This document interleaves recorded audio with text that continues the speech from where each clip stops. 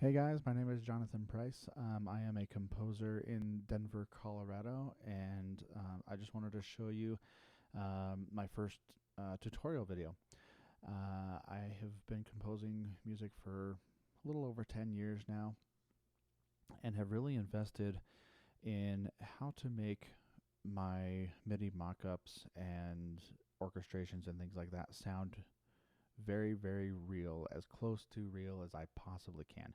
There are composers out there who are better than I am, so don't take my word as absolute truth. The things that I'm going to be showing you can be done universally across any MIDI platform, digital performer, Pro Tools, Logic, which I'm using. So I wanted to show you this track, and I'll show you just a little piece of it, and then I'll play you the entire thing at the very end. But I wanted to show you one of the fastest ways to get your MIDI mockups to sound very, very real. The first thing is I'm going to show you this section right here. And for this instance, I'm using LA scoring strings, the violin's full legato LP patch, and the first violin's legato patch.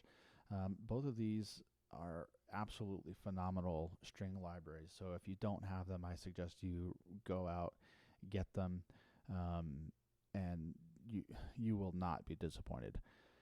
The Berlin scoring strings, they do have a larger footprint. This one patch is 0.81 gigabytes, so just under a full gig of RAM. So it's quite large. If you load up all of the mics and the bow noises and all of the other kind of stuff, it can get up to over a gig, as you'll see, but I'm going to turn these off and forget about that for right now. So that's one really cool thing. The LA scoring strings has a very small footprint in relation to Berlin strings, and they sound absolutely phenomenal. I have noticed that LA scoring strings does take a little bit more tweaking and a little bit more finesse to use them in a way that you're totally happy with. So I'll show you some of those kind of techniques, but that'll be for a different video. So we're gonna go and look at this track, like I said, and I'll see you in a minute.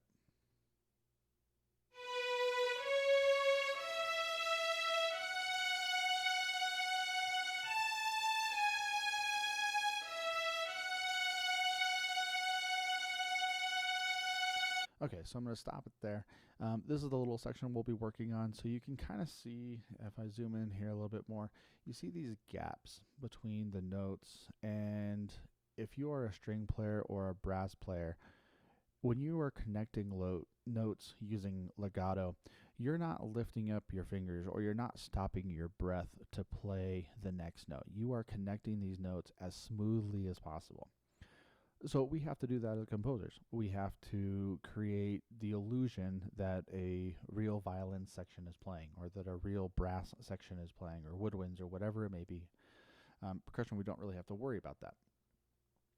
So what we're going to do is we're going to do an overlap function where we're going to take the end of the MIDI note and we're going to overlap it to the note that comes after it. What this does is that when library makers go into the studio, they record one note at a time, unless they're a phrase-based library. So the people over at Orchestral Tools are going to go into the studio. They'll record, a C, and then they'll record D, or they'll record C sharp, and so they'll record all of these different notes. So the full range of the violin. Fantastic. Awesome. That's great. So then what they'll do is they will record transitions. So they'll take that transition, like from C to C sharp, or C to D, or C to E, and all the way up. I think some of them use 12 notes, 12 semitones, or I'm not sure entirely exactly the formula that they use, but that's just some of the stuff that I've seen in some of their videos. So you can go and find those.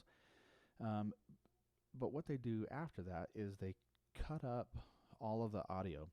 And in that audio, they create these transition patches, and then they layer them in such a way where you'll have like a C, and then you'll have, or in this case, it's B to C, and so they will have this little tiny transition algorithm patch that goes right here.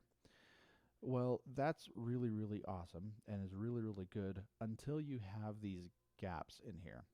So I'm going to play it for you again, and you'll hear this little bit of a lull in between every one of these gaps, and we're going to fill those gaps in by overlapping the notes.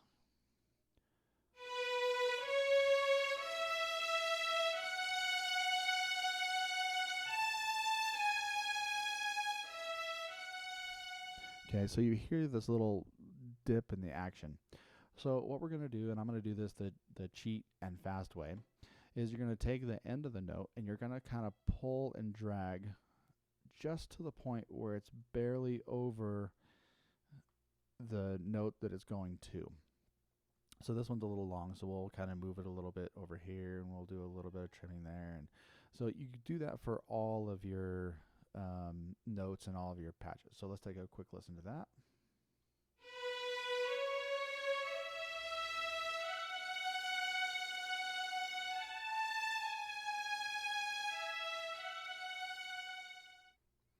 So it already sounds, oops, sorry guys, it already sounds much more realistic just by doing that. You hear these little glides between each and every transition point, which I think is really cool. Let's do it again.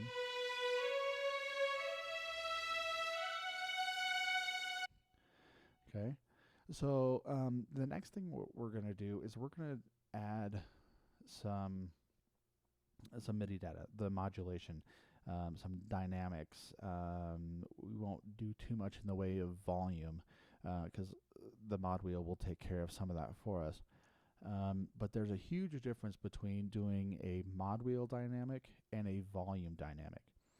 The mod wheel dynamic is going to be how much, in this case, a strings player is going to dig into their strings. So if they're pulling down on the bow, and the harder they pull down into the string, the more gritty it becomes, and the more intense the sound becomes.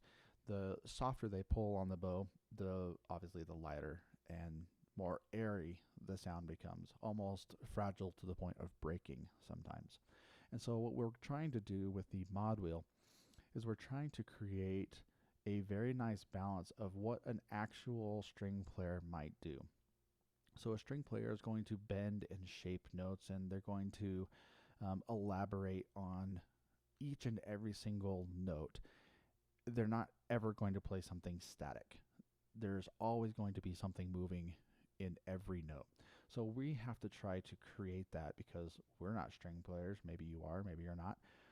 I'm certainly not a strings player, but I've talked to plenty of them and have tried to incorporate what they've taught me and all this kind of mumbo jumbo that they keep throwing out, and I try to apply that into, well, okay, what does that really sound like? And so I've taken John Williams scores and tried to get them to sound as closely as I can to the original using only MIDI instruments and mock-ups. So that's, you can find some of that kind of stuff. Just do a Google search for John Williams MIDI and you'll have a ton of stuff that you can pull up. So that's really cool. You can, insert your own instruments and mess with them and try to get everything to sound as real as possible. It's a great practice to work with your ears, and I can't recommend that enough. So the difference being between the modulation and the volume, like I said, the dynamics are going to control, the mod wheel is going to control really how either gritty or fragile the sound is going to become, and how hard essentially a violin player is pulling down on the bow. So there's two different ways to record MIDI in Logic, and I'm going to do my favorite way, only because if the first way is you can, obviously hit the record button and then just record your data. The second way, which is my personal favorite, only because if you're like me and you hear a click and you start to get nervous about playing something wrong or doing something wrong and then capturing it, for some reason that in my mind just really throws me off, and I don't like not being able to perform something. So I am doing this method, which is, if you're using Logic, you can program this to be whatever function you want.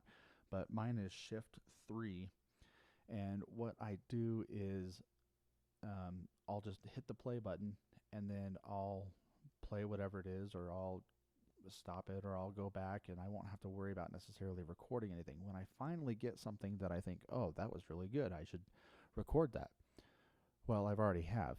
If I hit Shift F3 or Shift 3, it will pull up what I just played.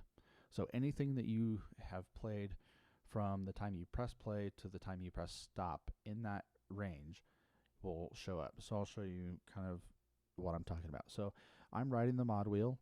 Let me pull my music over here. So I'm riding the mod wheel down here, and this is controlling the dynamics. I might put a little bit of bow noise in there. We'll see what happens. So here we go.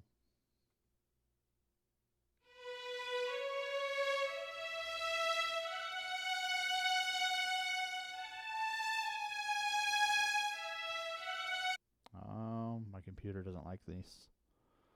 Let's try that again. See, I didn't record it, so now I don't have to worry about it. Let's try that.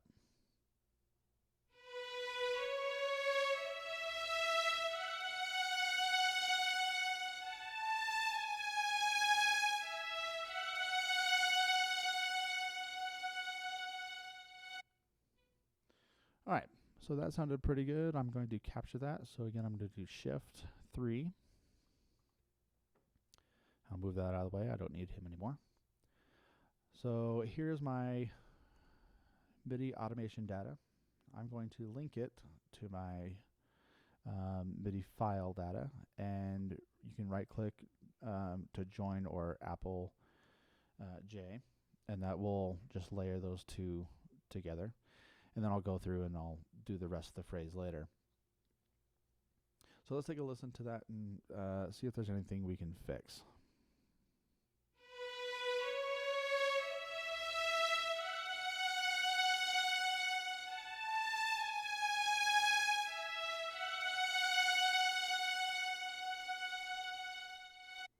Okay, I'm pretty happy with that. This sounds a little, I don't know, a little bit too much.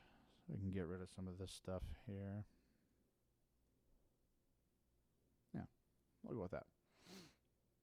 So one thing that you also want to keep in mind when you're doing, when you're riding the mod wheel, or you're doing any sort of dynamics or volume or anything like that, this mostly applies to mod wheel and sometimes vibrato. When you have these overlapping tones and you have like a brass player or a strings player who is shaping notes, there's always this little bit of crescendo, decrescendo, and this breathing technique where, not breathing technique, I'm sorry, where you're going to have the swelling of notes, and you're going to have a natural crescendo, decrescendo type phrasing in every phrase, that even though the phrase may be crescendoing as a whole, each note is not necessarily crescendoing. You maybe have a note, like in this area, you have this little decrescendo here to cover up a little bit more of that transition, just to try to make it sound more real. So I'll play it again and I'll show you.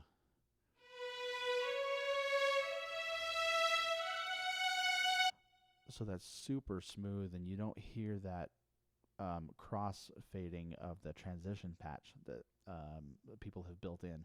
So that's a great way to hide that.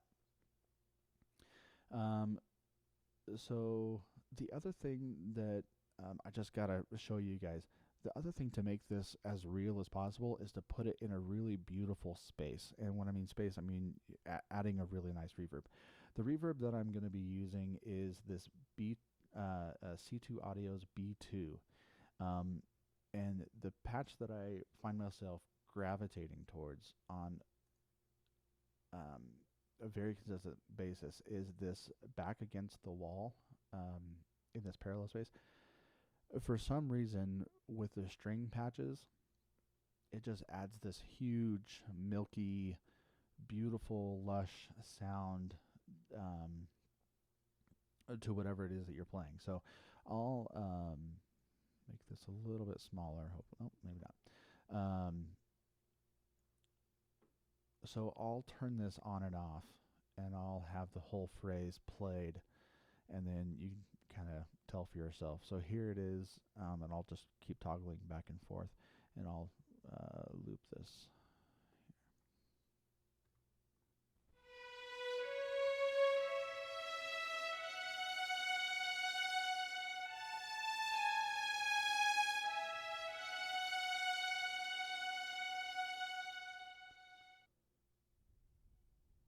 Okay, and here it is without.